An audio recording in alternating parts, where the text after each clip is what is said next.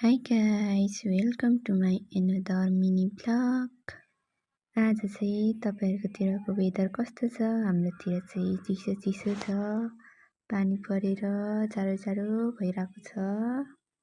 मलाई चाहिँ यस्तै वेदर एकदमै मनपर्छ अनि मलाई चाहिँ पानी परेर रहिसकेपछि भ्यूहरू हेर्न एकदमै मनपर्छ। यति राम्रो भ्यू देखिरहेछ, कस्तो मनै शान्त गर्ने वातावरण छ। अनि म चाहिँ तपाईहरुलाई आज मेरो घरको प्लान्टहरु देखाउँदैछु। मलाई चाहिँ प्लान्टहरु एकदमै मनपर्छ। मलाई मात्र हैन, हामी सबैलाई नै प्लान्ट त मनपर्छ।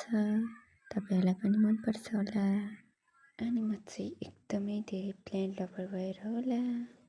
कहिलेकाहीँ बोर लाग्छ, त्यसपछि म प्लान्टहरुलाई हेर्छु, कोडमेट गर्न थाल्छु।